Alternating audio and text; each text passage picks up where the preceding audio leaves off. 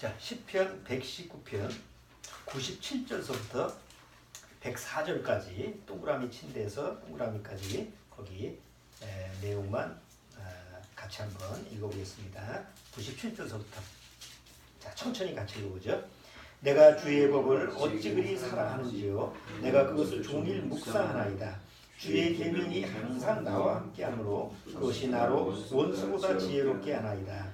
내가 주의 증거를 묵상함으로 나의 명철함이 나의 모든 스승보다 승하며 주의 법도를 지킴으로 나의 명철함이 노인보다 승하니이다. 내가 주의 말씀을 지키려고 발을 금하여 모든 악한 길로 가지 아니하였사오며 주께서 나를 가르치셨으므로 내가 주의 규례에서 떠나지 아니하였나이다. 주의 말씀의 맛이 내게 어찌 그리 단지요 내 입에 꿀보다 더하니이다. 주의 법도로 인하여 내가 명철케 되었으므로 모든 거짓 행위를 미워하나이다. 잠깐 기도드리고 오늘 같이 말씀 살펴보도록 하겠습니다. 하나님 아버지 감사합니다. 오늘도 이렇게 주님의 말씀 앞에 모였습니다. 정말 살아있는 주님의 말씀이 우리 심령에 살아서 생명력 있게 새겨질 수 있도록 주님께서 오늘도 함께하여 주옵소서. 오늘도 정말 주님의 살아있는 말씀이 우리 심령 안에 힘과 용기와 위로와 생명의 그런 역사를 일으키는 그런 귀한 생명력을 발휘하도록 주님께서 말씀으로 능력을 주옵소서. 시종은 주님께 의탁하며 예수님의 이름으로 기도드리옵나이다. 아멘. 자, 오늘 시편 119편서부터 97절, 104절 요 내용은 히브리어 알파벳 13번째 맴이라고 하는 이런 글자와 연관되는 그런 내용입니다. 여기서 여기 다 첫 절이 맴으로 시작하는데 이게 맴은 물이라고 하는 형상에서 나온 거예요. 여기 자료를 보시면 여기 초기에는 파도 같은 물결 보이시죠? 물결. 이렇게 파도처럼 물결이 좀 지나서 모세 때까지는 우리 내천자 이렇게 이런 쪽으로 글자가 바뀌었고 그 다음에 이제 점차로 바뀌어서 지금 이 글자가 형성이 됩니다. 그래서 이 맴이라는 글자는 뭐 파도, 바다, 뭐 생수, 뭐 혼돈, 뭐 이런 식으로 해서 물하고 연관되는 그런 글자의 모습을 가지고 있습니다. 자, 그래서 오늘 시편 119편 97절부터 아까 읽었던 104절까지 내용을 쭉 보면 그 내용이 어떤 내용으로 계속 이 시편 기자가 쓰고 있습니까? 계속 하나님의 말씀이 과연 내 안에 어떤 거와 같냐? 생명과 같은 것이다. 하나님의 말씀은 내 안에 생명과 같은 것이다. 마치 생수와 같은 것이다. 라는 의미로 이렇게 쭉 기록하고 있죠. 그래서 105절에는 뭐라고 했어요? 주의 말씀의 맛이 내게 어찌 단지요 이렇게 됐죠.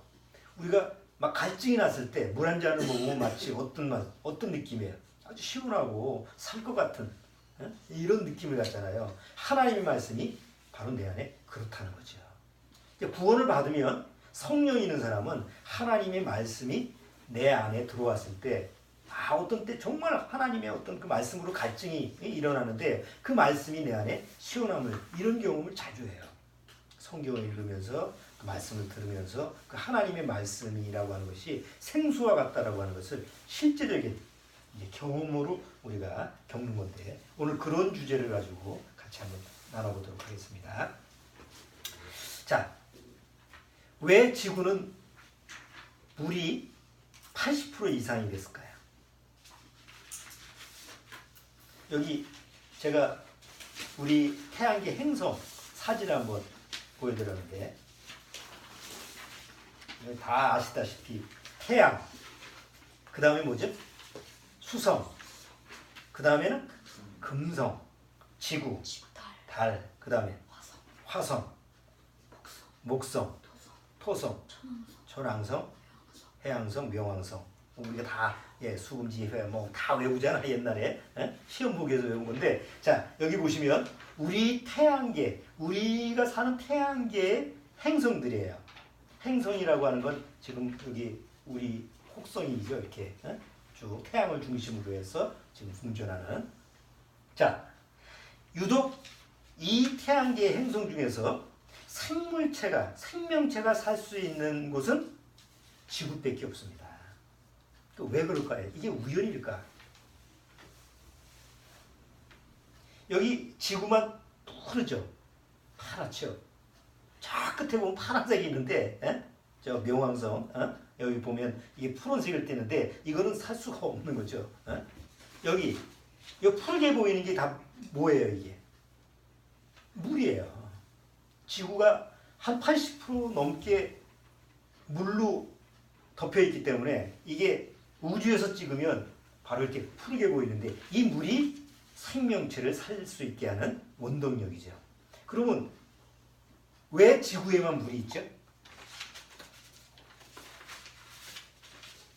왜 지구에만 물이 있을까요? 그 태양계의 그 행성들 중에서 아니 물의 흔적은 있어요. 달도 보면 또 뭐 우리 인공위성을 쏘아 올렸든지 아니면 탐사선을 쏘아 올려서 달에도 측량을 하고 그 다음에 또 뭐 어디 지금 명성까지 갔잖아. 각 그 행성들 간에 보면은 물의 흔적은 있어요. 화성도 그렇고. 자 그런데 지구처럼 생명체가 살 수 있는 그런 물을 가지고 있는 데는 다른 데는 없어요. 이 태양계 안에는 없다고 지금 이제 결론이 나왔죠. 자, 왜 지구만 물이 있을까요? 그럼 지구에는 언제부터 물이 형성이 됐을까요? 우리 주원이 혹시 그거 아나? 지구는 언제부터 물이 있었는가? 오래전에. 오래전에? 얼마나 오래전에? 3억 5천만 년. 3억 5천. 자, 그 3억 5천만 년 전에 물은 어떻게 생겼을까? 그것도 물이 조금 있는 게 아니잖아. 우리 지구를 전체를 덮고 있는 게 물이니까. 그러니까 그 물이 언제서부터 시작됐을까? 과학으로도 잘 밝혀지지 않았어요. 그러니까 이제 우리 지구과학에서 우리 학생들이 이제 다 배우는데 지구과학에서 이 지구에 물이 시작되는 그 원인이 어디서부터느냐? 뭐 여러 가지 설이 있어요. 혜성이 처음에 이 지구라고 하는 것이 불덩이였는데 이 태양처럼 이렇게 처음 형성됐을 때 불덩이였는데 혜성하고 이렇게 돌아다니는 지구의 그 혜성들이 있잖아요. 그거하고 부딪히면서 그 마찰에 의해서 물이 뭐 형성됐을 거다라고 하는 주장도 있는데 얼마 전에 보니까 그것도 학설이었는데 과학적 학설이었는데 또 그게 아니라고 나왔죠. 왜냐하면 그 탐사선이 혜성을 가서 거기서 그 수분을 측정했는데 그 혜성에 있는 수분하고 지구에 있는 물하고 전혀 그 성분이 다르다라고 하는 것이 밝혀져 가지고 그거는 잘못된 뭐 이론이다 이렇게 이제 밝혀졌어요. 그럼 물은 어디서부터 형성됐을까? 그러니까 정확히 설명이 안 되죠. 과학적으로 밝혀진 게 없어요. 근데 성경에는 창세기 1장 1절에 물이라고 하는 게 나옵니다. 창세전부터. 창세 전서부터 이제 물이라고 하는 것이 성경에 기록할 때 하나님이 물을 창조하셨다라는 말은 성경에는 없어요. 이상하게. 하늘, 땅, 뭐 바다, 뭐 이런 것이 하나님이 창조하신 내용인데 물을 창조하셨다라는 말 자체가 없어요. 그런 거 한번 확인해 보신 적 있습니까? 창세기 1장 한번 보세요.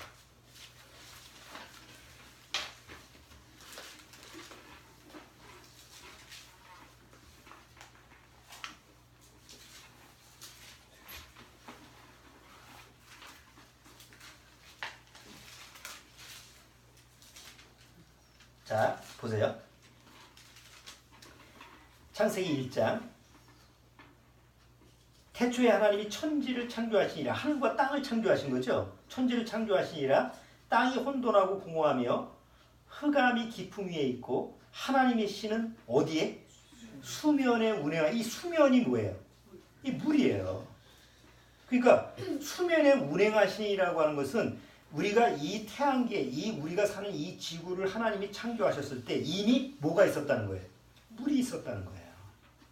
물론 하나님이 창조하신 내용이지만 성경에는 물을 창조했다라는 말이 아니고 이런 물이라고 하는 바탕에다가 하나님이 이 지구라는 태양계를 만드셨다라는 거, 지구라는 걸 만드셨다라는 것이 창조의 지금 하나님의 순서예요. 자, 그 다음에 보세요. 6절에 보면 하나님이 가라사대 때 물 가운데 궁창이 있어 물과 물을 나뉘게 하리라. 그래서 물을 나누었어요. 물인데 그걸 둘로 나눴어요. 그래서 하늘 위의 물, 그 다음에 땅에 있는 물, 그걸 나누고, 자, 그 다음에 이제 셋째 날 보세요. 9절에 보세요. 하나님이 가라사대 때 천하의 물이 한 곳으로 모이고 묻이 드러나라 하심에 그대로 되니라. 하나님이 묻을 땅이라 칭하시고 모인 물을 바다라 칭하시니라. 자, 이걸 보니까 원래 하나님이 이 지구를 창조하실 때 온 지구는 뭘로 덮여 있었던 거예요? 물로 덮여 있었던 거예요. 자, 그리고 하나님이 물을 둘로 나눠서 이 궁창이라는 건 공간이거든요. 그래서 하늘 위에 물을 하늘 위에 올린 것은 그것은 이 지구를 둘러싸는 그 당시에 지구는 습기층이죠. 수분층이에요. 구름 같은 수분층이고, 그 다음에 땅에 있는 물을 다 한 곳으로 모아서 땅이 드러나게 한 거예요. 땅이 올라오게 하고, 그 다음에 나머지 것을 다 뭐예요? 바다라고 하는 거예요. 그래서 우리가 창세기를 보면 물이라고 하는 것은 이미 하나님이 창조하실 때 물이라고 하는 것이 있었다. 없었다가 갑자기 물을 창조하신 게 아니고 원래 물이 있는 그런 상태에서 이 지구라고 하는 것이 만들어졌다라고 하는 것을 우리가 성경을 통해서 알 수가 있어요. 자, 이 지구가 70% 이상, 80%에서 거의 7, 80%가 물인데요. 이상하게 사람이 몸에 몇 프로가 물이에요? 사람도 70% 이상, 80% 넘게가 다 물입니다. 그러니까 하나님이 지구를 창조하신 그 원리하고 사람의 생명체, 뭐 다른 생명체도 마찬가지예요. 생명체를 창조하신 그 물하고 연관되는 거는 같아요.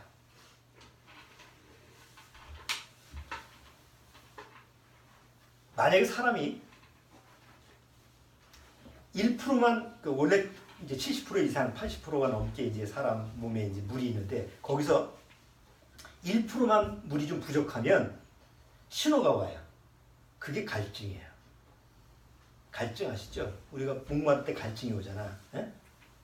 아무 때나 갈증이 오면 그건 병이에요. 당뇨병이에요. 에? 아무 때나 막 물이 마시고 싶어. 그거는 몸에 이상이 생긴 거야.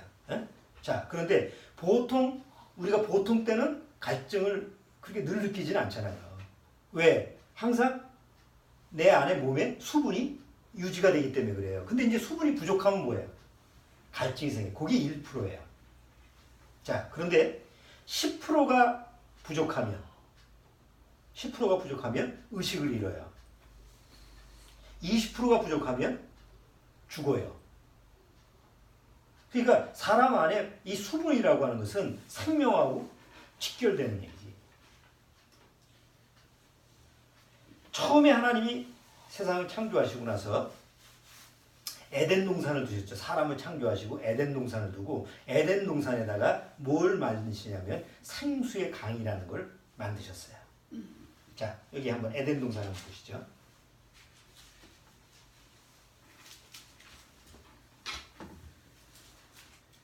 자, 9절. 창세기 2장 9절.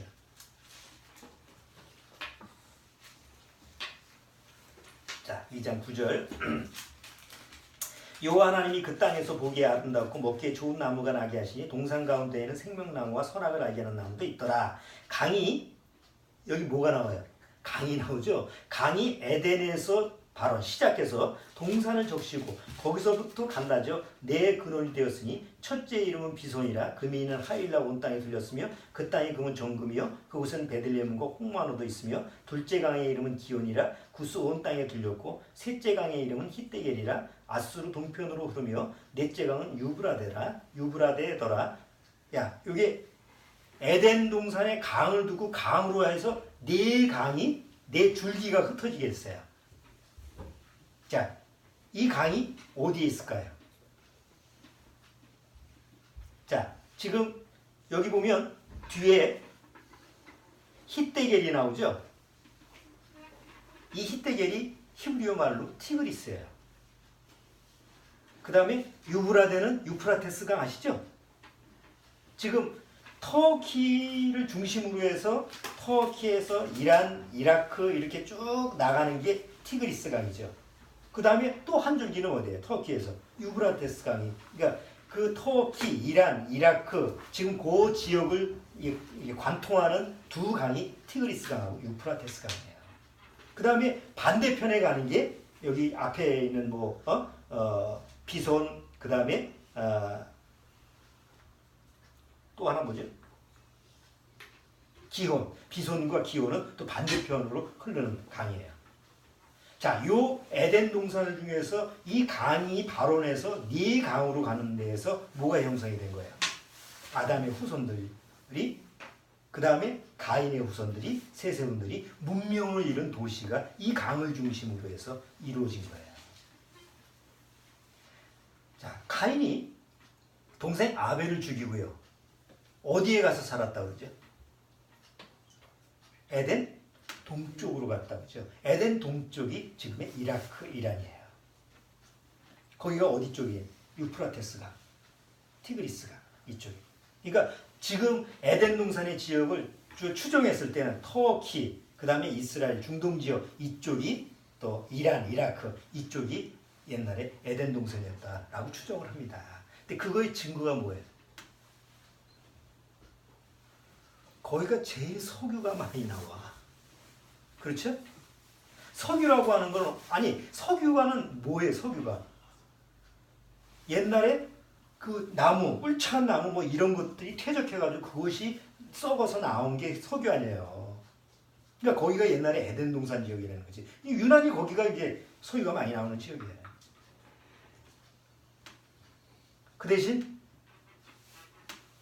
이제 죄로 타락하고 나서 그 강을 중심으로 해서 문명이 세워졌는데 그 생수의 강을 인간들이 어떻게 한 거예요? 지금처럼 하나님을 대적하고 살다 보니까 결국 강을 더럽히고 살았겠죠. 지금처럼은 더럽히지 않겠지만 그 당시만 해도. 그래서 결국은 나중에 노아의 홍수로 말미암아 다 물에 잠기게 된 거예요. 다시 원상태가 된 거죠. 원래 처음에 하나님이 이 세상을 창조하실 때는 뭐가 덮여 있어요? 물로 덮여져 있는 거예요. 근데 하나님이 궁창 위의 물과 궁창 아래의 물로 나눴어요. 여러분, 과학에 질량 보존의 법칙이라는 게 있죠. 질량 보존의 법칙이 뭐예요? 이 지구 안에 있는 어떤 것도 없어지는 게 없어요. 그냥 항상 보존이 돼요. 그러면 원래 하나님이 이 세상을 창조하실 때 물이 다 지구를 덮었는데 하나님이 그 물을 분리를 해가지고 땅을 드러나게 했잖아요. 그렇죠? 그래서 하늘 위에다가 궁창 위에 물, 수분층을 만들고 그래서 자외선이 못 들어오게 인간이 쾌적하게 살 수 있는 환경을 만들어 놨어요. 아래는 뭐가 있어요? 바다가 있고 강이 있어요. 자, 그런데 인간이 하나님을 대적하고 나서 결국은 뭐 온 땅이 악으로 가득하니까 하나님이 이제 물로 심판해야 되겠다 해서 다시 물로 심판하는데 뭐가 내리겠어요?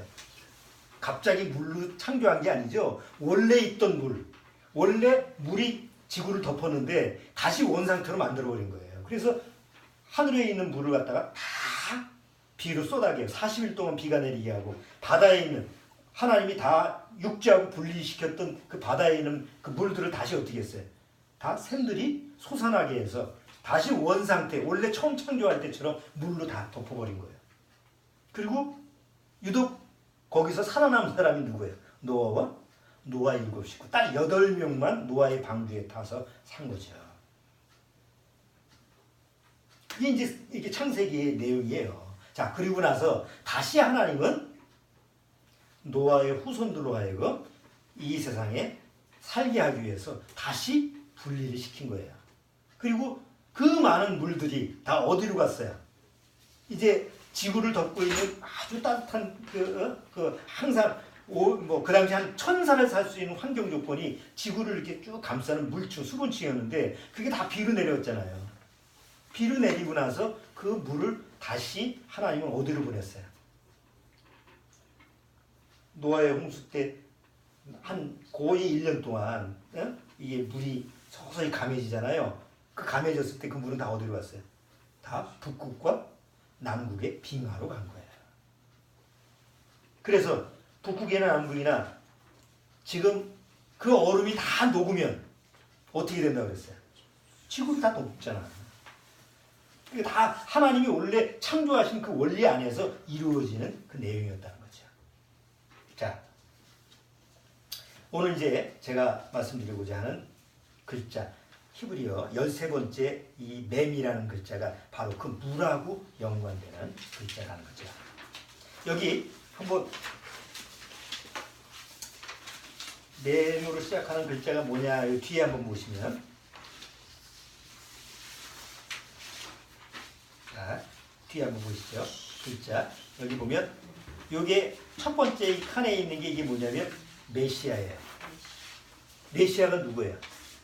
예수님이 메시아잖아요. 근데 메시아의 첫 글자가 맴으로 시작해요. 왜 그럴까요? 예수님은 뭐예요? 곧 내가 생수야, 생명수야. 예수님이 생명수예요. 생수하고 같잖아. 예? 사마리아 여자한테 뭐라고 했어요? 네가 원하면 내가 너한테 생수를 영원히 목마르지 않은 생수를 주었으리라. 예수님이 생명수로 오셨어요. 그래서 메시아의 M자가 이제 맴으로 시작하는 거예요. 자, 그 다음에 옛날의 왕들은요, 뭘 잘해야 돼요? 우리나라도 그렇지만 치수를 잘해야 돼요. 물을 잘 다스리는 사람이 왕이 됐어요. 왜? 역대 왕 문명이 다 뭐로 어디에서 시작됐어요? 자, 황하 문명도 황하 강이죠. 인더스 문명도 인도양이죠. 그 인더스 강을 중심으로 해서 문명이 시작됐죠. 메소포타미아 문명, 유프라테스 강을 중심으로 해서 다 물을 다스리는 사람이 옛날에는 왕이 됐어요. 그래서 여기서 왕, 멜렉, 멜렉이라는 게 왕이거든. 아비멜렉, 이 성경에 나오죠? 들어보셨죠? 이 멜렉이 왕이라는 이 단어거든.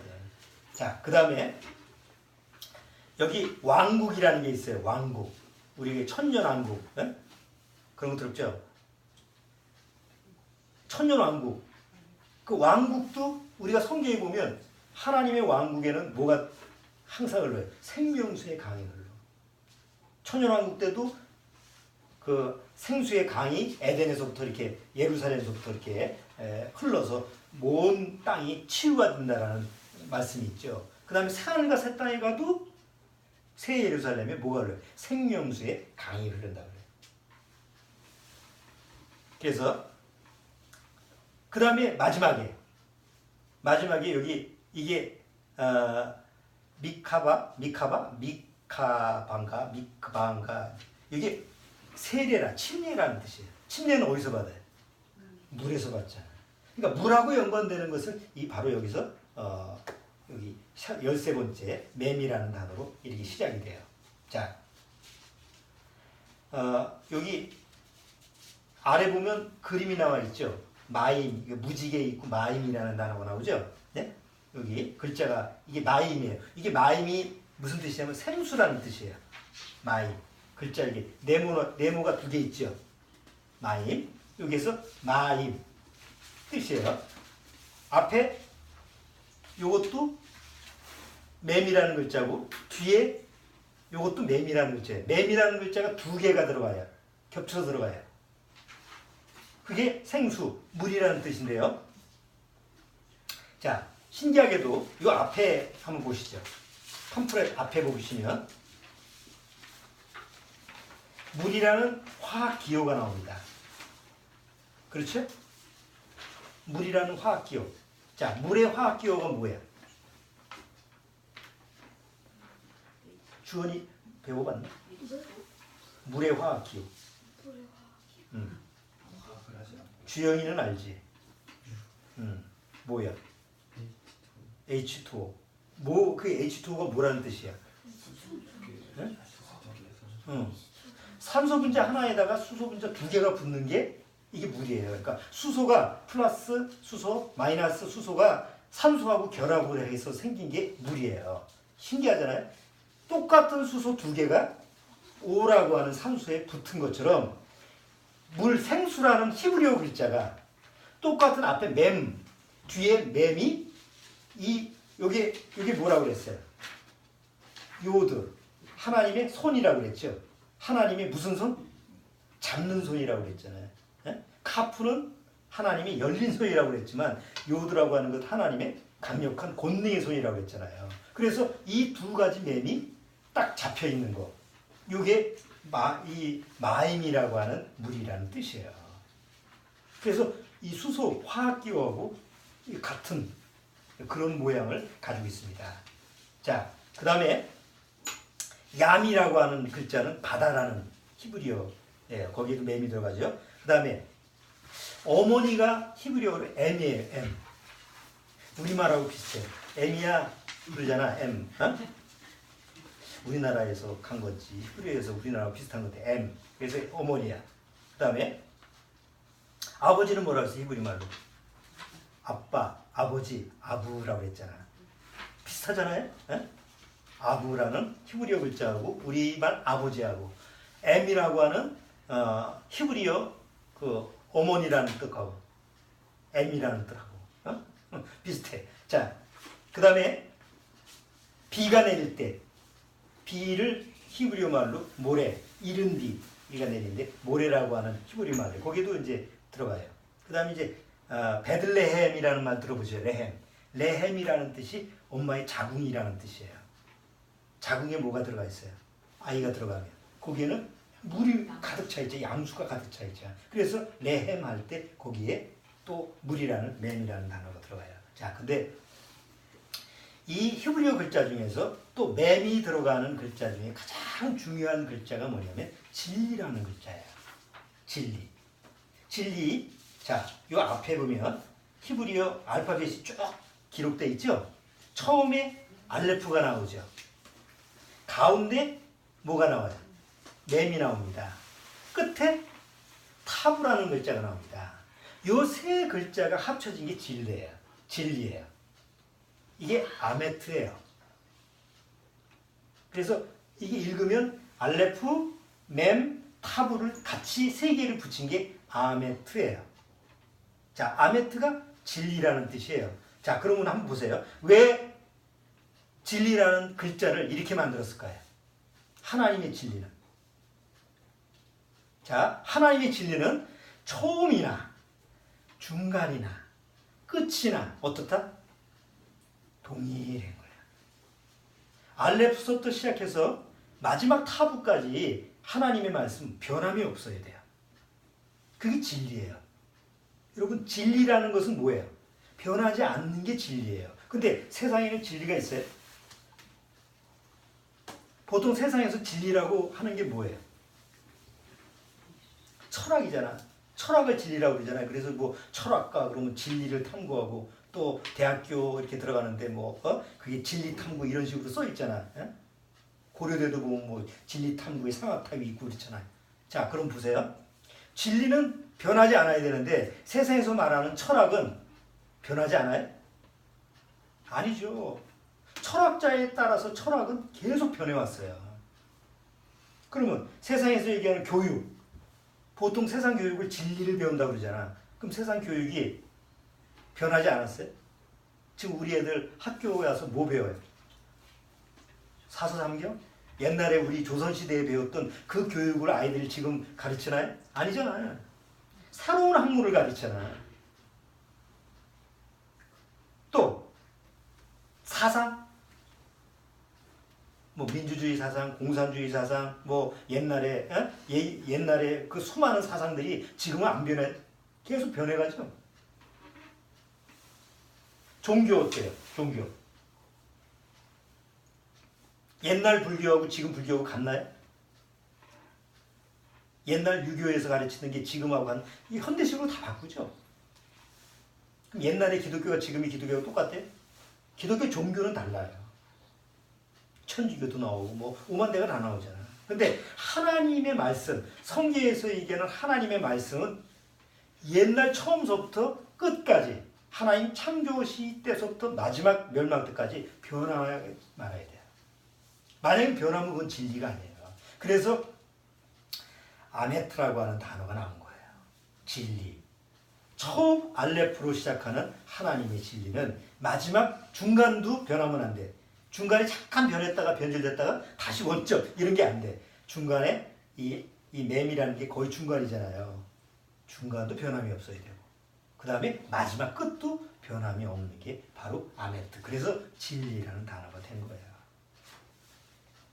자, 그리고 이 진리라는 단어에 맴이 들어가는 이 글자가 아주 신비한 글자예요. 여기 한번 보세요. 글자가 두 개가 나와 있죠.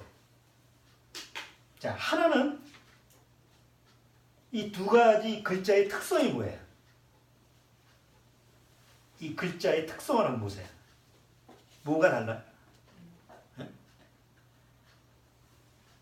자, 하나 앞에는 글자가 닫혀 있어요. 우리 말로 미음자죠. 자, 뒤에 글자는 뭐예요? 열려 있어요. 그래서 이 맴이라는 글자는 앞에서 시작하면 열려 있어야 돼요. 처음 시작할 때는 열려 있어야 돼요. 뒤에 맨 끝부분에 이 M자가 들어가면 꼭 닫혀야 돼요. 그래서 글자를 쓸 때는 앞에 사용하는 글자가 들어갈 때는 뭐 메시아, 뭐 멜렉 이럴 때는 열린 글자로 시작돼야 돼요. 그런데 끝에 뭐 레켄 그래서 끝으로 가는 글자로 가면 항상 거기서는 닫힌 글자로 두 개를 써야 돼요. 왜 그렇게 될까요? 자, 보세요. 하나님의 진리의 말씀은 내 마음대로 열리고 닫히고 깨닫는 게 아니죠. 하나님이 열어주면 깨달을 수 있어요. 만약 하나님이 닫으면 절대 깨달을 수가 없어요. 그래서 성경의 모든 말씀은 뭘로 되어 있어요? 하나님의 예언, 비밀로 되어 있죠. 그래서 이 예언이라는 건 앞으로 이루어질 거기 때문에 예를 들어서 우리가 다니엘서 한번 보시죠. 다니엘서는 앞으로 이루어질 일들을 하나님 앞에 받았죠. 그런데 다니엘이 그 계시를 받으면서 이거 무슨 얘기입니까? 라고 하나님 앞에 물으니까 뭐라고 해요? 너는 지금 알 필요가 없다. 이거는 지금은 달아놓아야 된다. 나중에 때가 되면 그것이 열릴 때가 있다. 여기 다니엘서 한번 맨 끝에 한번 보세요. 성경 다니엘서.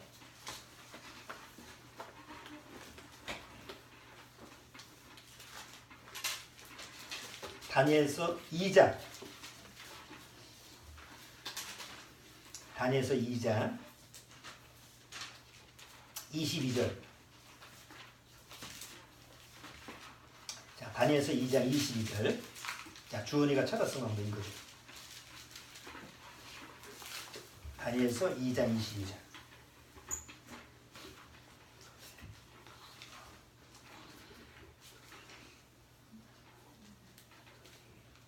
잘 안 나와? 다니엘서 2장 22절.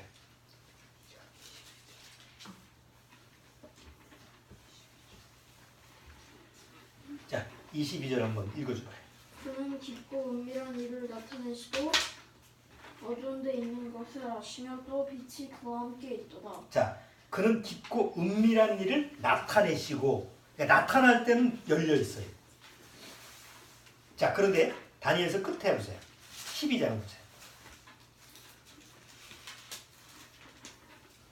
자, 8절. 다니엘서 12장 8절. 자, 12장 8절. 거기도 읽어줘봐요. 내가 듣고도 깨닫지 못한지라 내가 가로되 내 주여 이 모든 일의 결국이 어떠하겠사옵나이까. 그가 가로되 다니엘아 갈지어다 대저 이 말은 마지막 때까지 간수하고 봉함할 것임이니라. 자, 봉함이라는 게 뭐예요? 편지 봉투를 쓸 때 그거를 아예 붙여서 다른 사람이 못 보게 하는 거잖아. 예? 그러니까 하나님 말씀이 하나님이 깨닫게 해주시면 열리지만 만약에 하나님이 이거는 깨닫지 못하게 하면 딱 닫혀놓은 그걸 상징하는 게 맴이라고 하는 거죠. 왜? 맴은 물을 얘기하고 물은 성경에서 하나님의 말씀을 얘기하는 거예요. 항상 성경에서 물이라고 하는 걸 상징적으로 보여주는 게 하나님의 말씀이거든요. 그러니까 하나님 말씀은 이렇게 두 가지의 특성을 가지고 있다는 것을 글자에 보여주는 거예요. 세상에 어떤 글자에도 A, B, C, D에도 우리나라 가나다라 이런 글자의 형상은 없어요. 히브리어 글자만 이렇게 그 단어, 그 자음 자체가 어떤 의미를 포함하고 있는 거예요.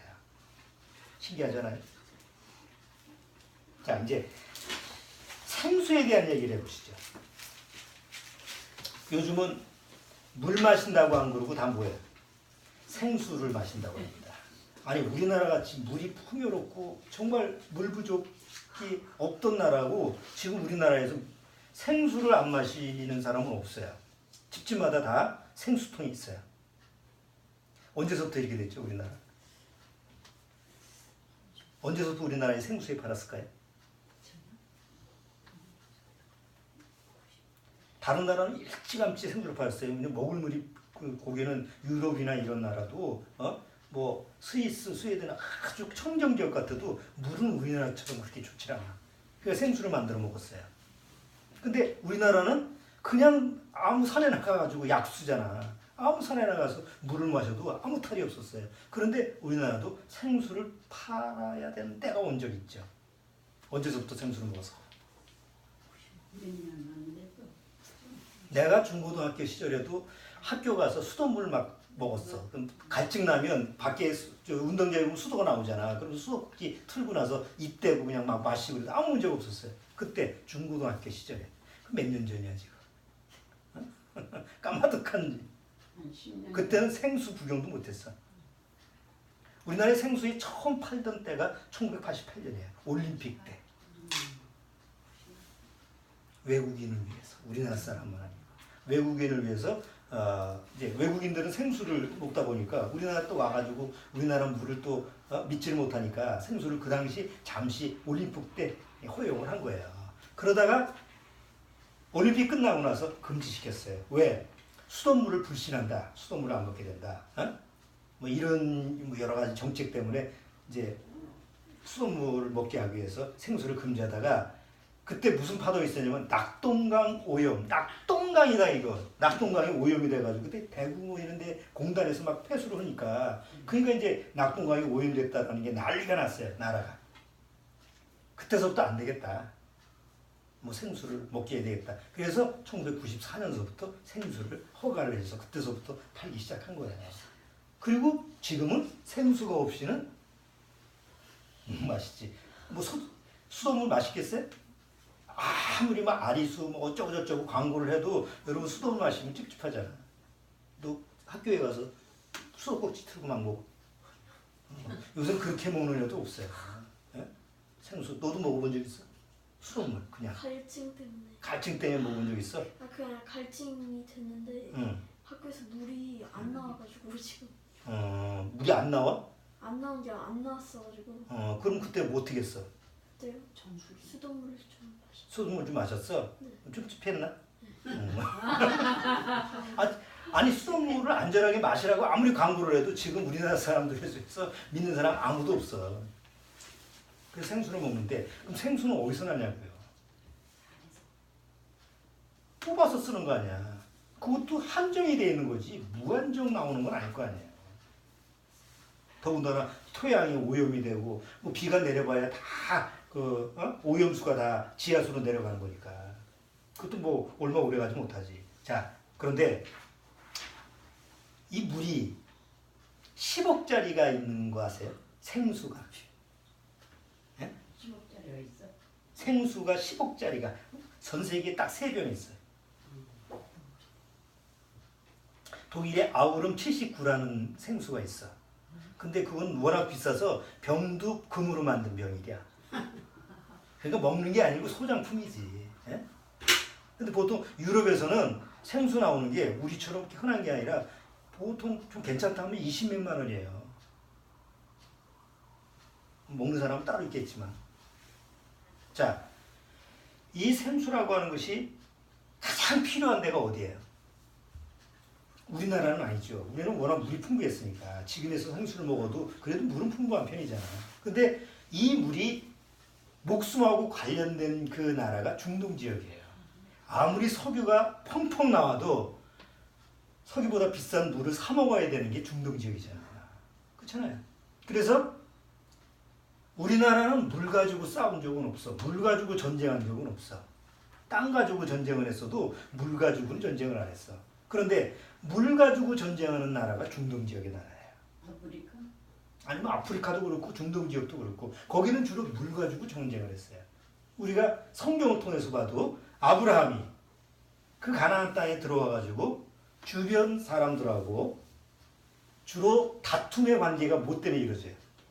우물 때문에 이루어지잖아요. 그래서 우리가 성경을 쭉 창세기 보면 뭐예요? 아브라함이 주로 했던 게 뭐예요? 우물 파는 거, 이삭이 했던 거, 우물 세개 팠던 거. 그러니까 주로 중동 지역의 삶의 모습을 보면 항상 물하고 연관되는 쪽으로 이게 삶이 이루어져요. 그리고 전쟁도 물 때문에 이루어져. 자, 중동 전쟁은 석유로 이루어지는 게 아니에요. 석유로 일어나는 게 아니에요. 지금의 중동 전쟁은 물로 일어나는 거예요. 왜? 여러분 보세요. 마지막 요한계시로 보면 아마겟돈 전쟁이라는 마지막 전쟁이 있는데 이 아마겟돈 전쟁의 발원지가 어디냐면 유프라테스 강입니다. 그럼 유프라테스 강이 지금 어디예요? 이라크, 터키, 이라크, 이란을 관통하는 강이에요. 지금 사우디아라비아하고 이집트 이쪽 지역에서도 계속 문제가 다툼이 일어나는 게 바로 뭐냐면 물 때문에 그런 거예요. 요새는 물을 가둬야 되니까 뭘 만들어야 돼요? 댐을 만들어야 되잖아요. 그럼 댐을 만들면 물을 저장하면 그 아래 지역에 사는 사람은 어떻게 돼? 못 살잖아. 그러니까 유프라테스강, 티그리스강 그쪽이 다 터키서부터 오는 거거든요. 근데 터키가 뭘 만들었어요? 댐을 만들어 버렸어요. 그러니까 아래에 수량이 적잖아. 그러니까 이제 또 아래에서는 이제 죽겠다고 난리고 위에서는 그래? 그럼 돈 내. 물 보내줄게. 그러니까 중동 지역에서는 지금 물 가지고 지금 이제 서로 나라와 나라끼리 다툼이 일어나는 거예요. 자, 골란고원을 왜 트럼프가 이스라엘 땅이다 이렇게 인정해 준 줄 아세요? 왜 이스라엘은 전 세계가 다 그 시리아 땅이야 줘 이렇게 해도 눈 하나 깜짝 안 하고 골란고원을 우리 땅이야 라고 붙들고 있어요. 원인은 물 때문에 그런 거예요. 골란고원이라고 하는 그서부터 물의 근원지가 시작되거든. 요단강 내려가서 사해까지. 그러니까 이스라엘 입장에서는 이 생명수기 때문에 물이 지금 가장 중요하기 때문에 골란고원을 뺏기면 거기다가 만약에 거기 물이 내려오는데 거기다 독약을 탄다고 생각해봐. 아니면 뭐 요새 오염시키는 거 얼마나 많아요. 갈릴리 호수까지. 그러니까 그거는 놓칠 수가 없는 거지. 이스라엘 쪽에서는. 시리아나 이란 쪽에서는 그것만 먹으면 저거 어떻게 요리를 할 수 있는데. 그러니까 골란고원이라고 하는 것이 지금 이제 정치적으로 이슈가 되는 게 그게 바로 물 때문에 그런 거예요. 자,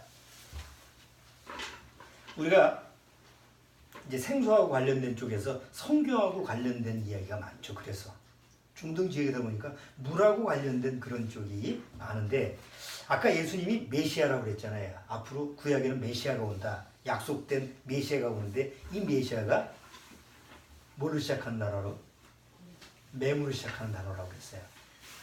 그래서 예수님이 오셔서 이 물하고 연관되는 비유가 많아요.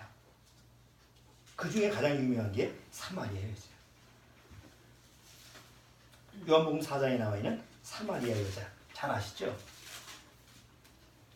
자, 이 구약 시대에 보면 이 물은 구원하고 계속 연관이 되어 있어요. 이스라엘 민족이 홍해를 건넜어요. 홍해 바닷물을 건넜어요. 그게 무슨 의미예요? 홍해를 건넜다라는 것은 바로 홍해를 건넜다라고 하는 걸 사단의 권세에서 하나님이 우리를 거기서 건져내셨다라는 거죠. 이게 바로 구원에 대한 얘기죠. 사막 광야에서 하나님이 반석에서 물을 내시죠. 반석에서 물을 낸다는 게 뭐예요? 바로 하나님의 구원의 반석이 예수님이라는 것을 상징하는 거죠. 이스라엘이 가나안 땅에 이제 광야를 건너서 가나안 땅으로 들어갈 때 어디를 건넜어요? 요단강을 건넜습니다. 그럼 요단강은 뭐의 상징이에요? 우리 육이 죽고 바로 새로운 영이 거듭나는 그런 구원함. 계속 구약 시대의 이 얘기 물하고 연관되는 거 보면 다 물은 뭐하고 연관되는 얘기예요? 구원하고 연관되는 얘기예요. 근데 신약에 넘어와서도 예수님은 계속 구원에 대한 얘기를 할 때 그 물하고 연관성되는 쪽으로 성경의 이야기가 돼요. 그 중에 두 가지 예화가 중요한 그 물하고 연관되는 예화가 두 가지가 요한복음 4장하고 5장이에요. 요한복음 4장은 사마리아 여자예요. 우물에서 예수님과 물과 대화를 나누는 장면이죠. 5장에는 38년 된 병자가 나옵니다. 그렇죠? 근데 어디에 있어요? 베데스다 연못에 있잖아요. 그래서 물에 들어갔다 나오면 천사가 물을 동하게 할 때 내가 물에 들어갔다 나오면 낫는다라는 얘기가 나오죠.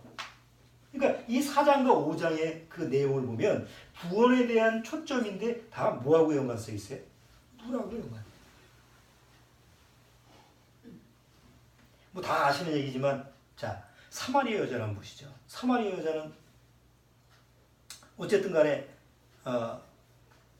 그 당시에 사마리아라고 하는 사람은 유대인들한테는 굉장히 이방인들보다 더 아주 하찮게 여기는 이런 같은 피이잖아요. 사실은 사마리아 사람은 유대인이면서도 유대인이 아닌 사람들이잖아요. 왜냐하면 아수르라고 하는 나라가 이스라엘을 쳐들어왔을 때 북이스라엘을 완전히 점령했을 때 거기에 유대인들을 다 포로로 데려갔어요.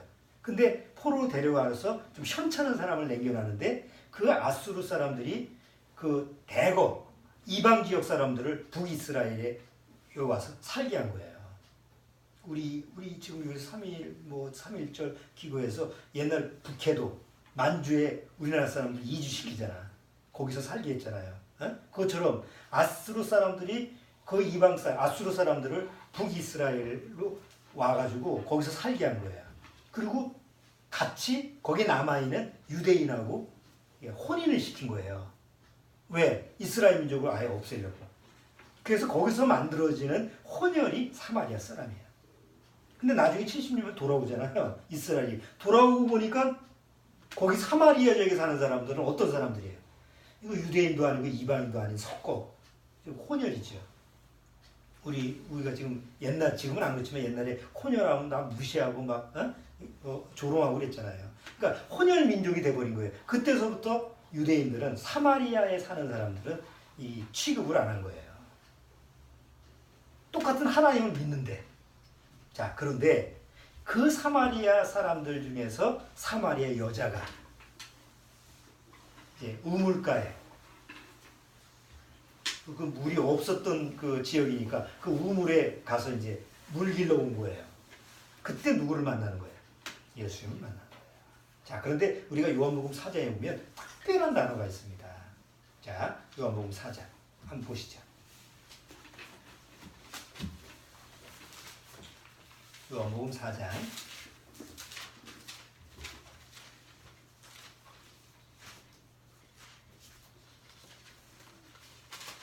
자, 요한복음 4장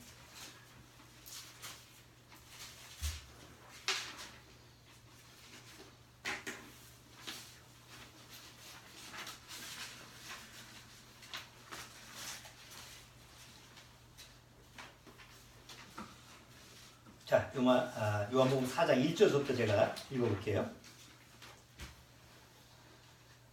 예수의 제자를 삼고 세례를 주는 것이 요한보다 많다 하는 말을 바리새인들이 들은 줄을 주께서 아신지라. 예수께서 친히 세례를 주신 것이 아니요 제자들이 준 것이라. 3절 유대를 떠나사 다시 갈릴리로 가실새 사마리아로 통행하여야 하겠는지라 라는 말이 나오는데 이게 이제 우리의 한글 글의 안타까운 점이에요. 이 영어 성경에는 뭐라고 되어 있느냐면 4절에 반드시 사마리아로 통행하여야 하겠는지라는 반드시라는 게 나와. 반드시 머스트가 들어가는 거야. 머스트라는 건 법적인 효과가 있는 단어거든요. 그건 아예 꼭 해야 되는 거야. 근데 왜 예수님이 사마리아로 그냥 지나가는 게 아니라 반드시 사마리아를 가야 되나? 여기 사마리아 여자를 반드시 만나야 하기 때문에 그런 거예요. 영어 성경에 이게 표현이 되어 있는데 우리말 성경에 이게 없어서 지나가다 우연히 만났는가 보다 이렇게 생각이 드는 거예요. 자, 그래서 이제 거기서 예수님이 뭐 길에 가다가 이제 피곤하니까 우물가에서 있었는데 사마리아 여자가 물 길러 오는 거예요. 예수님이 뭐라 그래요? 뭐 이거 여러분 내용을 다 아시니까 제가 성경을 직접 우리가 같이 보지 않을게요. 자, 예수님이 우물가에서 이게 쉬고 있는데 여자가 물동이 하나 들고 이제 쫄래쫄래 오는 거예요. 근데 원래 유대인들은 누구를 상종치 않아요. 사마리아 여자는 거들떠 보지도 않는 거예요. 더군다나 남자가 여자를 볼 때. 중동 여자 다 이렇게 뒤집어 쓰잖아. 남자 여자가 이게 가까이 이렇게 함부로 볼 수 없잖아요. 그런데 예수님이 그러니까 그런 분위기니까 사마리아 여자는 어떻게 왔겠어요? 멀리서 보니까 남자가 하나 있는데 딱 보니까 유대인이야. 유대 남자야. 아이 재수 못 붙었네 저. 하필이면 저기서 앉아 있어. 아마 그 여자는 그런 생각으로 갔겠죠. 그리고 전혀 아는 채를 유대인들은 상종을 안 하니까 뭐 난 물이나 길러 가지 이렇게 이제 그런 마음으로 이제 쭈비쭈비 갔는데 예수님이 그 여인한테 말을 거는 거예요. 좀 물 좀 달라고. 그러니까 이제 이 여자가 퉁명스럽게 얘기했겠죠. 원래 유대인들이 자기를 아주 하찮게 여기는 걸 아니까 그러니까 이제 마음속에서 좋은 말이 아니고 마음속에서 아니 당신은 유대인인데 유대인들은 우리 사마리아 사람들을 아주 형편없게 취급하고 말도 안 하는데 어떻게 당신이 유대인인데 나한테 물을 달라고 합니까? 이렇게 이제 답변을 한 거예요. 이렇게 또박또박 여자가 이렇게 처음 본 남자한테 얘기를 하는 거 보니까 이 여자도 또 만만한 여자는 아닌 것 같아. 그렇잖아요. 아무 생각해 보세요. 뭐 물 달라 하면 우리나라 옛날 얘기하면 물 한 바구 주고 거기다가 뭘 넣냐? 버들잎 하나 딱 이렇게 띄워주고 말은 없어. 그냥 버들잎 하나 띄워주고 이렇게 하는 게 우리나라 이야기인데 여기서 중동 지역의 이 얘기를 보니까 뭐 얘 대화하는 장면이 나타나는 거예요. 그때 이제 예수님이 뭐라고 그래요? 자, 예수님이 하신 말씀 보세요. 자, 10절 예수께서 대답하여 가라사대 때 내가 만일 하나님의 선물과 또 내게 물 좀 달라 하는 이가 누구인 줄 알았다면 내가 그에게 구하였을 것이요 그가 뭘 주었으리라? 생수를 내게 주었으리라. 이게 여기 마임이에요. 마임 하임 해가지고 생수야. 그냥 물을 주는 게 아니라 정말 시원한 생수를 내가 주었을 거다. 이렇게 얘기를 하는 거예요. 그때 이제 여자가 그 말을 듣고 나서 마음에서 또 좋은 말을 안 하겠지. 에? 아니 당신 보니까 뭐 물동이도 하나 없더만 우물이 저렇게 깊은데 어떻게 물을 떠가지고 나한테 준다는 말이요. 그러니까 지극히 이제 육적인 대화를 지금 나누는 거예요.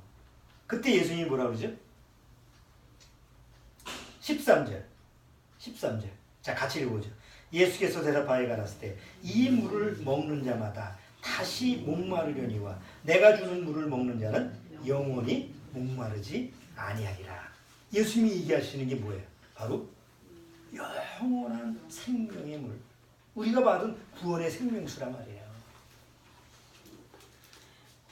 결국 나중에 이 사마리아 여자가 예수님을 주님으로 발견하고 나서 물동이를 버리고 동네로 뛰어가죠. 동네를 가서 뭘 한 거예요? 전도를 한 거예요. 내가 봤던 그 사람이 메시아다. 정말 메시아가 왔다. 그래서 예수님이 사마리아에 가서 복음을 전하는 장면이 요한복음 4장에 나옵니다. 자, 요새 지난주에 보면 참 안타까운 그 기사들이 많이 나오는데 요새 연예인들이 참 그 마약 그런 것 때문에 자꾸 뉴스에 나와요. 뭐 정준영 뭐 이런 젊은 친구도 있지만 또 로버트 할리라는 사람이 또 필로폰을 해가지고 그것도 망신살이 또 뭐 동성애를 하고 뭐 그래서 참 딱히 아니 우리나라로 귀화해서 뭐 연예인까지 됐으니까 뭐 그 사람 텔레비전에서 보면 참 우리나라에 와서 참 고생하면서 이렇게 잘 사는구나 이렇게 했는데 전혀 예상치 못한 문제가 딱 드러나서 필로폰을 하고 마약을 하고 그것도 또 동성애까지 하고 이런 문제가 이제 드러나는 거예요. 그럼 우리가 한번 생각을 해보는 거예요. 그 사람은 왜 그랬을까? 몰몬교라며. 몰몬교는 율법대로 믿는 사람이에요. 그리고 먹는 것도 아무것도 안 먹고 나름대로 정말 성경대로 살려고 하는 사람들이거든요. 제대로 안 믿을 거지.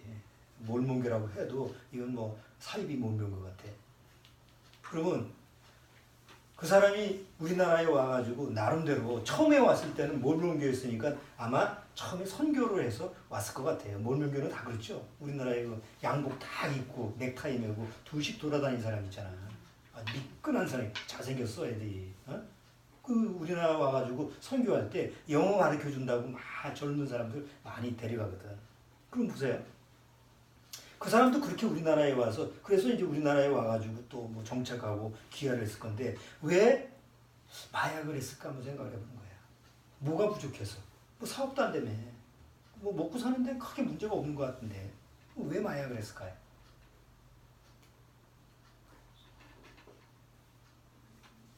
영혼의 갈증을 못 채운 거예요. 계속 육체적으로 뭔가 갈증이 오는데 그걸 가지고 뭐 이것도 해보고 사업도 해보고 뭐 연예인이니까 뭐 이런 것도 해보고 보니까 만족이 안 되는 거야. 부인도 있고 멀쩡하게 부인도 있고 자식들도 있잖아. 그런데 그것도 만족이 안 되는 거야. 그러니까 동성애도 하고 결국 마약도 하고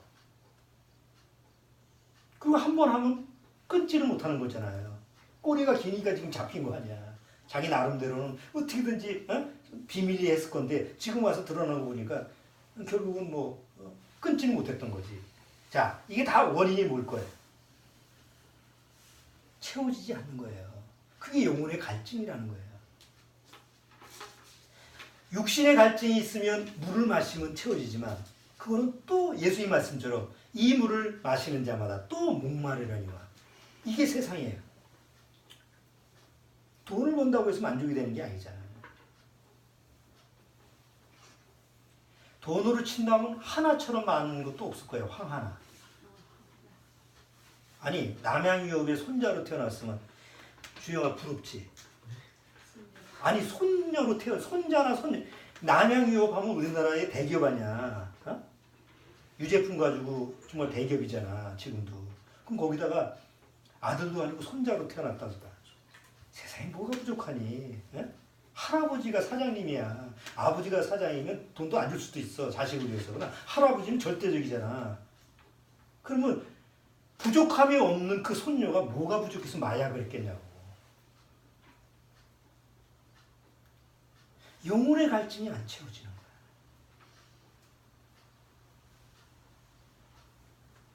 근데 주영이도 그렇지 않나? 아니 뭐 아버지 어머니가 뭐 대기업의 사장은 아니야.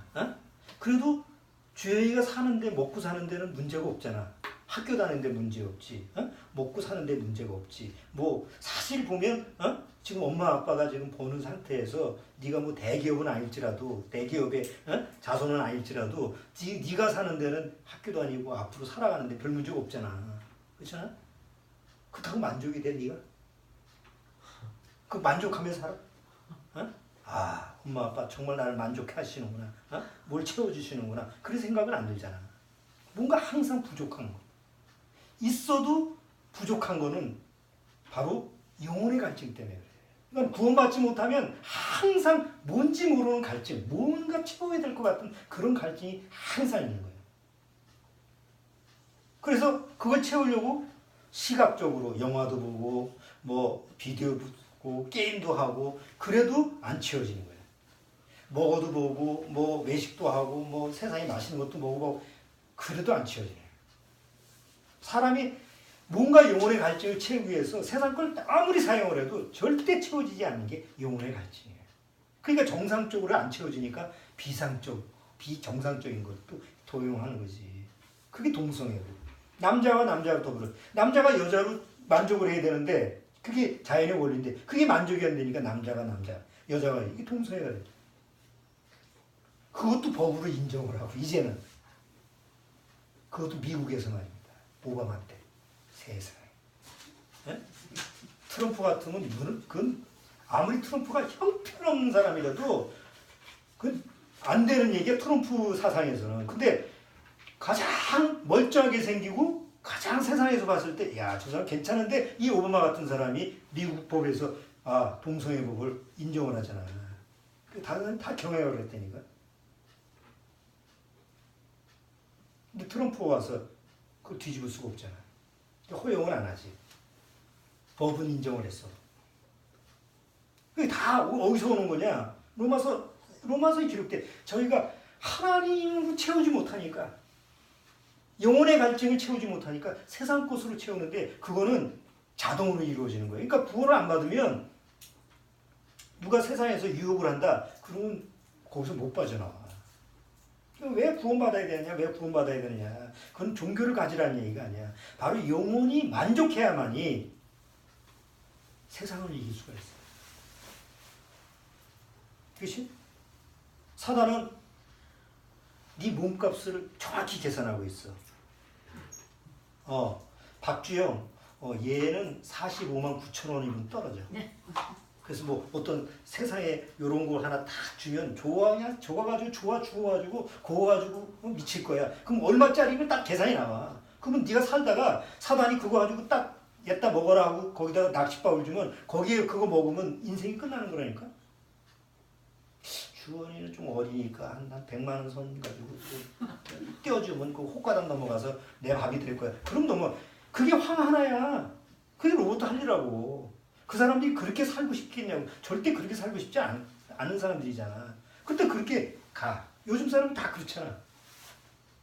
정치인들 김학이라는 뭐 요새는 나이에 망신살이 그런 망신살이 어딨어. 뭐 원래 그 사람이 법대 출신하고 법조인 아니야. 근데 왜 그렇게 망하냐고. 다 그렇게 죄의 종로로 살 수 있는 것은 바로 영혼의 갈증을 못 채웠기 때문에 그래요. 그러니까 사단은 영혼의 갈증을 뭘로 채우게 속이는 거예요. 세상 것으로, 육신의 것으로 이렇게 채우게 하는 거예요. 채워도 채워지지 않는 거예요. 밑빠진 독이지. 거기에 사람들이 다 속아 넘어가는 거예요. 그런데 그 중에 하나가 사마리아의 여자였다고. 근데 사마리아 여자는 여기에 그 영혼의 갈증을 뭘로 채우려고 그랬어요? 남편이. 지금 사는 남편이 6번째 남편이었거든.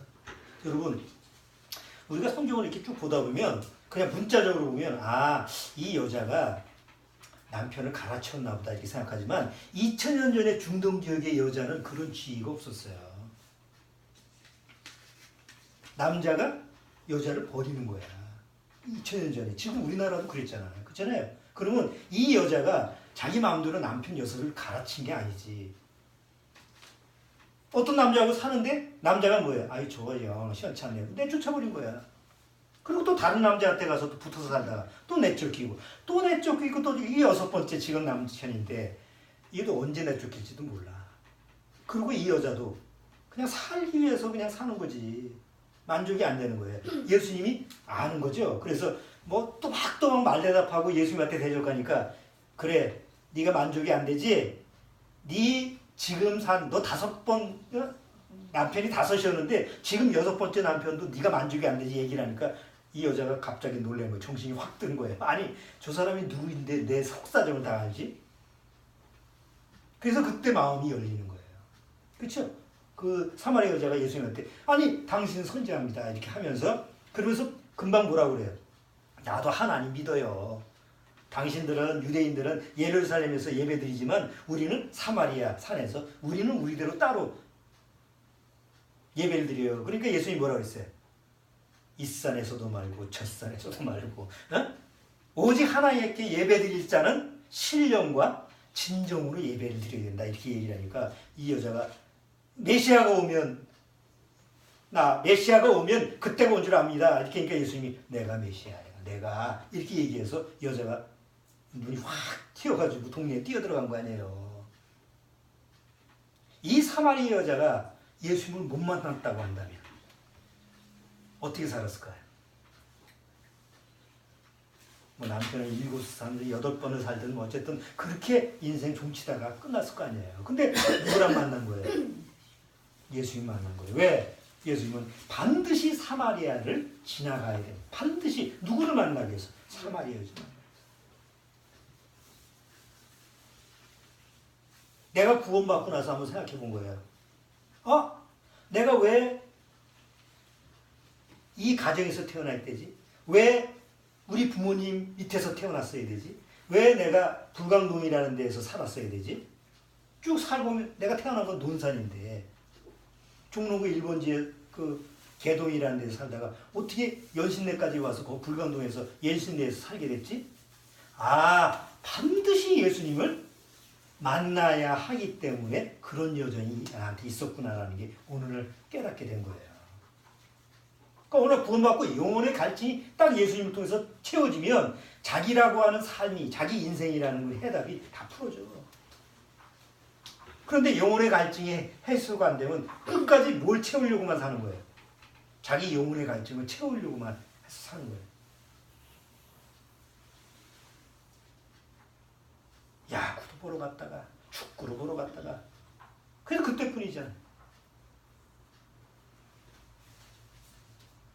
자, 이제 4장, 5장, 이제 5장은 시간이 없어서 제가 설명을 안 드리고 이제 사마리아 여정을 할게요. 자, 그리고 가서 구원이라는 초점에서 물과 연관이 되다가 요한복음 7장에 가서 예수님이 뭐라고 하느냐면 누구든지 나를 믿는 자는 그 배에서 생수의 강이 흘러나리라 라고 하는 말을 해요.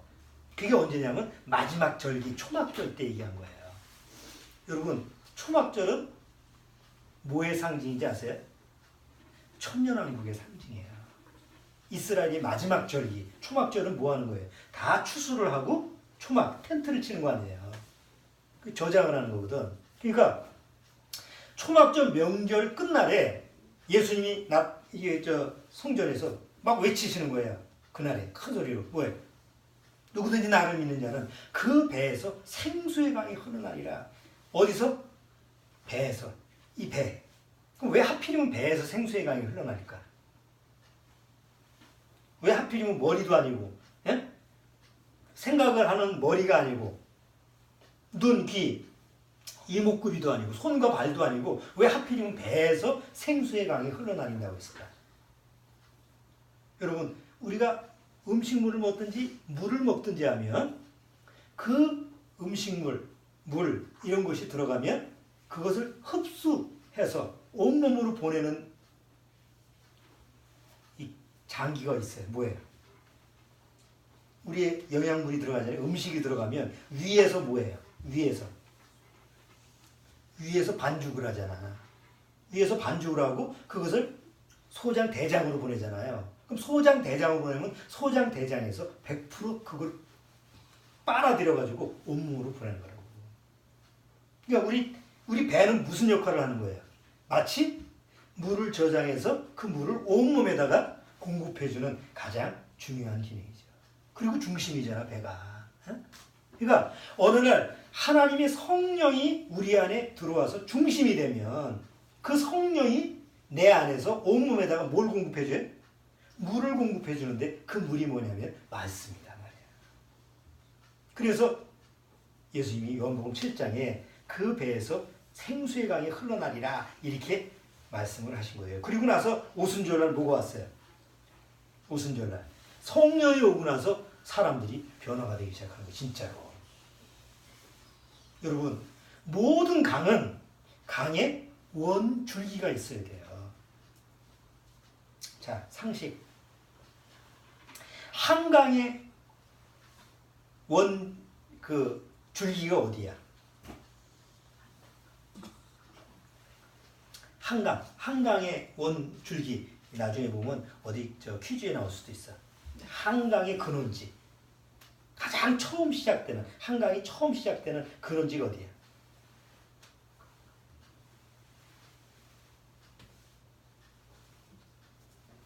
태백산. 우울에 불난데 말이죠. 아, 강원 태백산 불났나? 하여튼 태백산 금대봉자락이 있는데 거기에 검룡소라는 데가 있어. 지금도 하루에 2,000톤이 나오는 샘이 있어요. 지금. 거기가 한강의 근원지야. 그럼 낙동강의 근원지야. 황지연못이라는 데 들어갔죠. 황지연못. 태백산의 그 한백산 그쪽 저 중간지대에 황지연못이 있는데 거기는 하루에 5,000톤이 나와. 왜? 1,300리 낙동강까지 내려가야 되니까. 근데 지금도 계속 매일 나와. 물이라고 하는 강은요, 뭐가 있어야 돼요? 근원지가 있어야 돼요. 에? 그러면 하나님이 생수라고 하는 그 근원지, 처음 에덴 동산에서 강에 근원지가 있었잖아. 거기서부터 4대 강이 나왔잖아. 에? 자, 우리 안에 생수의 근원지를 주신 게 바로 성령이라. 그러니까 성령이 내 안에 들어와야 돼. 그게 구원이라는 거죠. 구원이 이루어진다는 건 하나님의 성령, 하나님의 생수의 근원지가 내 안에 들어온다는 얘기예요. 그런데 누구를 통해서? 예수님을 통해서만 와. 석가모니, 뭐 마호메트 이게 아니야. 꼭 예수님을 통해서만 와. 왜? 생수의 근원은 누구니까? 예수님이니까. 그래서 생수의 근원 대신 예수님이 우리의 샘물이 된 거예요. 원래는 쓴물이었어. 우리가 죄로 말미암아 죄만 나오는 쓴물이잖아. 그런데 거기에 예수님의 십자가의 피를 흘려서 뭘로 만든 거예요? 쓴물을 단물로 만들어준 거예요. 구원받지 못한 사람은 안에서 쓴물밖에 안 나와. 그래서 맨날 입이 써. 구원받지 못하면 내 안에서 죄라고 하는 샘이 계속 샘이 나오기 때문에 나오는 건 죄밖에 없어. 그런데 어느 날 구원받으면 내 안에 성령이라는 샘물이 내 안에 들어와서 그 다음부터 뭐가 솟아요? 한강인 근원지, 뭐 그런 낙동강의 근원지 이런 연못에서 물이 솟듯이 말이죠.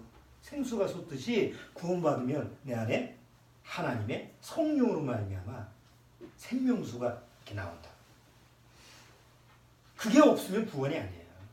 이거 뭐 아니 로마서 8장 있잖아요. 너희가 하나님의 영이 없으면 하나님의 사람이 아니다. 그럼 하나님은 성령인데 하나님의 영은 성령인데 성령은 내 안에 성령이 있다고 한다면 뭘 내 안에서 느낄 수가 있어요? 샘물은 뭐가 솟아나야 돼? 거기서 샘물이 계속 솟아나오는 게 샘물이잖아. 생수라는 말이 우리말로 생수라고 하는 것은 살아있는 물이 뜻이 아니고 국어사전에 보면 샘에서 나오는 이 물이 생수라는 우리말 뜻이거든. 그러면 구원받고 나서 예수님이라는 샘물이 내 안에 들어오면 그 증거가 뭐예요? 하나님의 말씀이 솟아나는 거예요. 근데 하나님의 말씀을 우리가 알아요? 몰라요? 하나님의 말씀이 뭔지 모르잖아. 에? 우리 안에 생명이 들어왔는데 성령이 들어와서 계속 물을 뿜어내는데 그게 생수인지 뭔지 모르잖아. 우리가 한 번도 먹어본 적이 없으니까. 그런데 생수가 그게 하나님으로부터 나오는 생수다라고 하는 것을 깨닫게 하는 게 성경이라. 그래서 오늘날 구원받고 성경을 읽으면 그 성경이 내 안에서 시원한 물처럼 깨달아질 수 있는 이유가 뭐예요? 내 안에 하나님의 성령의 샘이 솟아나기 때문에 그래요.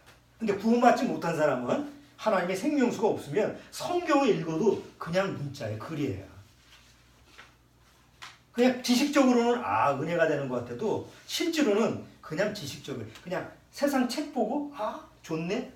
세상 문학책이나 뭐 철학책이나 이거 보고 좋다라는 그런 느낌이지 구원받은 사람이 이게 살아있는 물이구나 이렇게 느끼지 못하고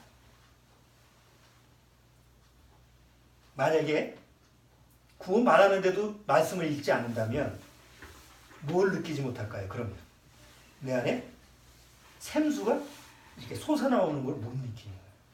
못 느낀다는 건 그만큼 생명력을 못 느껴요.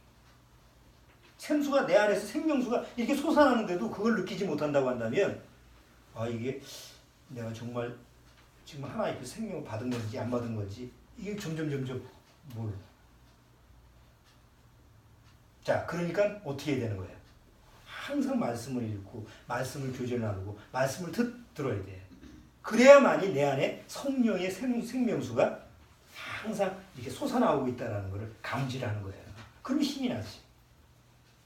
그렇잖아요. 산에 올라가는데 물이 없어서 갈증이 나는데 약수터가 발견돼. 그럼 어때요? 막 반갑잖아. 그리고 뛰어가서 막 물 한 잔 마시고 시원하잖아. 우리가 세상에 살 때 세상 살면 얼마나 힘들어. 힘들고 막 쓰러지고 싶고 그러는데 어느 날 하나님의 말씀을 읽다가 아니 말씀 듣다가 이게 생수구나 라는 걸 발견하면 그 생수를 먹으면 하나님 말씀을 시원하게 느끼는 것처럼 약수를 먹고 약수터에서 시원함을 느끼듯이 그런 생명의 발견을 우리가 생활 속에서 하게 되는 거예요. 자, 어느 날 우리가 약속대로 천년왕국에 들어가면 천년왕국은 하나님의 생명수의 강이 흘러나는 거예요. 그 생명수의 강이 그 오염된 거 그걸 다 변화시켜줘요.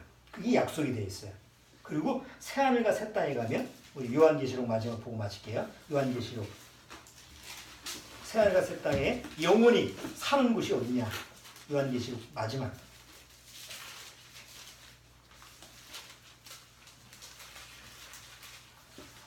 21장 보세요.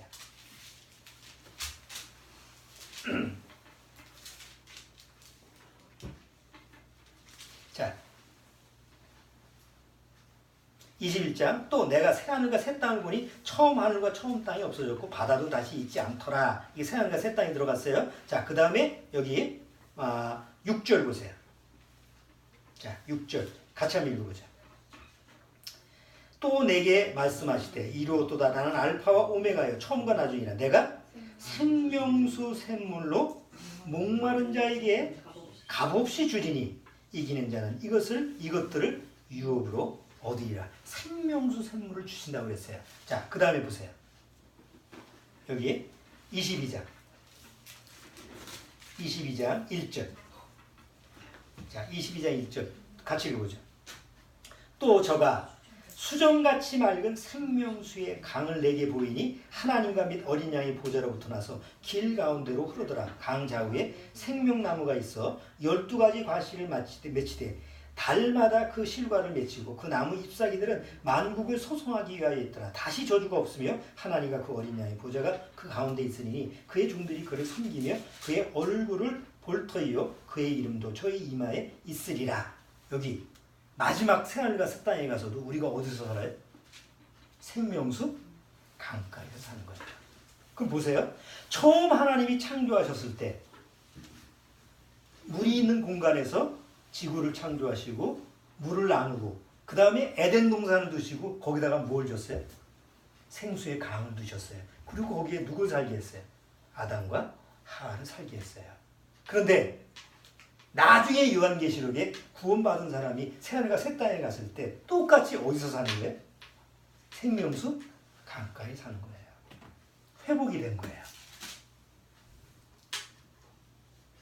이거는 우연이 아니잖아요. 하나님의 계획이고 하나님이 우리한테 약속하신 약속이에요. 바로 그 은혜의 약속을 잘 표현된 그 글자가 오늘 13번째 맴이라는 거예요. 자, 물이 히브리어는 뭐라고요? 마임. 앞에 맴, 가운데 요드라고 합니다. 끝에 맴. 앞에는 열려 있고 뒤에는 닫혀 있어요. 그 마임이 곧 예수 그리스도 안에 있는 생수를 얘기하는 거고.